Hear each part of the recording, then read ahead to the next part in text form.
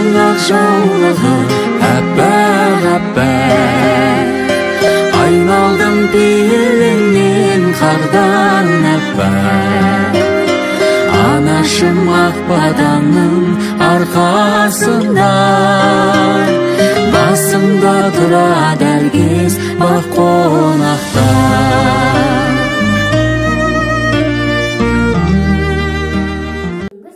Наурыз халықаралық әйелдер қыздар күнімен сіздерді шын жүректен құттықтаймын. Сіздерге тілейтінім мол бақыт, денсаулық, аман болыңыздар. Сіздерге ұзақ ғұмыр тілеймін, көп жасаңыздар. Отбасыларыңызға бақ-береке әкелсін. Сегізінші наурыз мерекесімен тағы да шын жүректен құттықтаймын. Құтты болсын қыздар, 8 наурыз, аналар мен әже, өнегелі мәңгіз, қарындас пен апай, жеңге келін балдыз, бірің нәзіккүлдей, бірің мықты нарғыз, жан-жарыңмен жатса, болмаңыздар жалғыз, бақытқы соғынсын ғаламдағы барғыз. Анам менің ақ гүлім, анам менің бақытым мен шаттығым, анашым деп балан жырын арнаған, неге ғана естімеген тәттім. Анам менің өмірдегі тірегім, анам менің кеудемдегі жүрегім. Егер менің қасымда сен болмасаң, бұл өмірде қалай жалғыз жүремін. Ана дейміз бәрімізде аңқылдап, ана дейді жас сәбиде жарқылдап.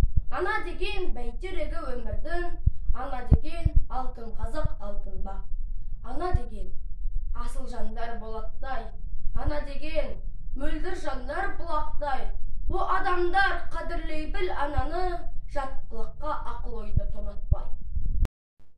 Алаштың ұлт жанды азаматтары, ұрпақтың да, ұлттың да бесігін түзейтін, тілімізді де, дінімізді де ана сүтімен санаға сіңіретін, қазақты тәрбиелейтін қыздарымыз, бәрі де адамның өз қолында, ал адам әйелдің алақанында деген сөз әлемді билейтін де, тербейтін де әйел екенін білдіреді.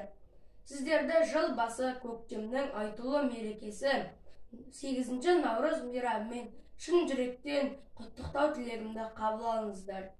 Сіздерге зор денсаулық, әрі сұлулық, тірлік күш-қуат тілеймін. Әр күн сіздерге көктемнің сезімнің жылуын, қуанышын, бақыты мен махаббатын сыйласын.